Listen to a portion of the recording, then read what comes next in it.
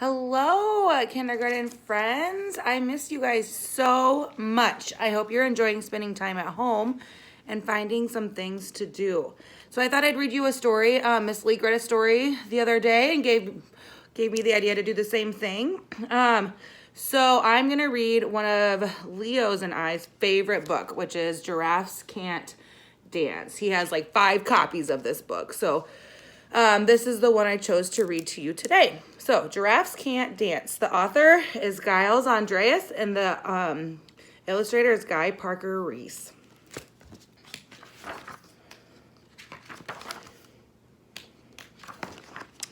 Gerald was a tall giraffe whose neck was long. Let me see if I can fix this. There we go. Whose neck was long and slim, but his knees were awfully crooked and his legs were rather thin. You see it?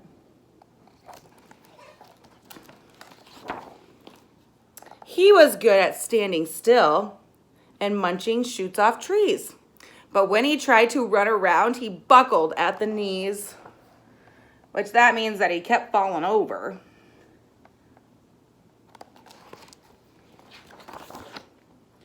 Now, every year in Africa, they hold the jungle dance, where every single animal turns up to skip and prance. And this year, when the day arrived, poor Gerald felt so sad because when it came to dancing, he was really, really bad.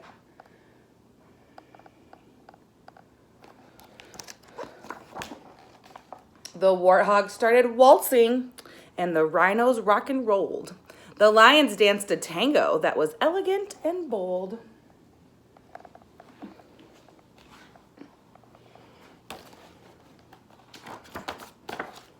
The chimps all did a cha-cha with a very Latin feel, and 8 baboons then teamed up in splendid Scottish reel.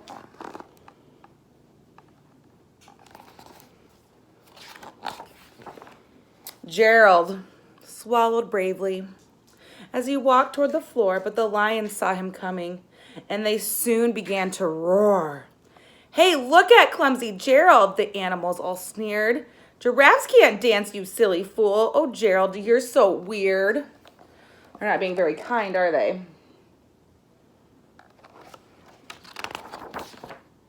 Gerald simply froze. He was rooted to the spot. "They're right," he thought. "I'm useless. Oh, I feel like such a clot." So he crept off the dance floor and started walking home.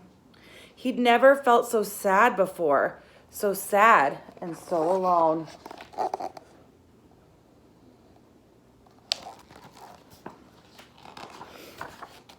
Then he found a little clearing and he looked up at the sky. "The moon can be so beautiful," he whispered with a sigh. "Excuse me," coughed a cricket who'd seen Gerald earlier on. He's up here, little cricket. "But sometimes when you're different, you just need a different song."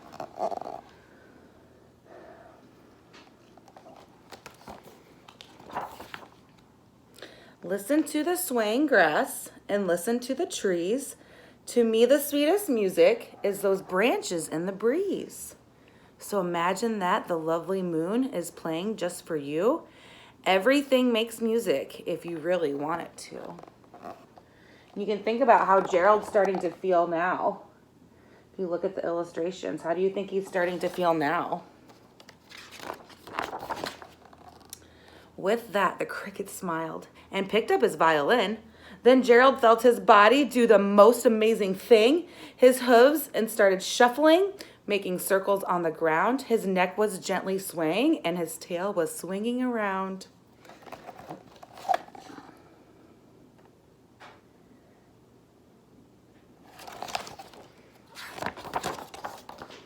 He threw his legs out sideways and he swung them everywhere. Then he did a backward somersault and leaped up into the air.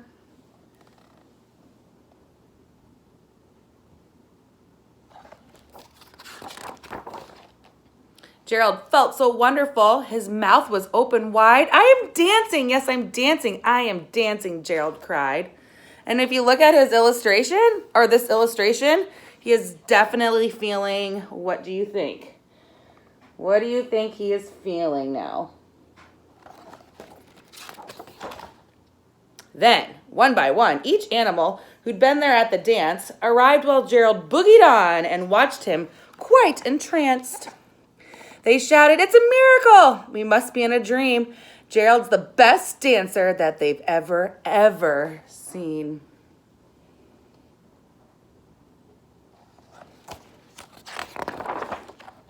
"How did you learn to dance like that? Please, Gerald, tell us how." But Gerald simply twirled around and finished with a bow.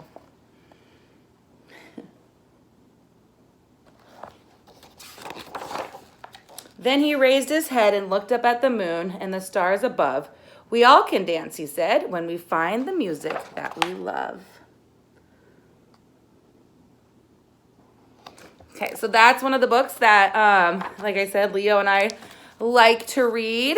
I really like the illustrations in this story, and I like what it teaches us. That there might be a different thing that people, or that you like, that other people maybe don't like, but you are really good at that, and that is okay. So I hope you guys enjoy the rest of your day, and I will do this again soon. Bye.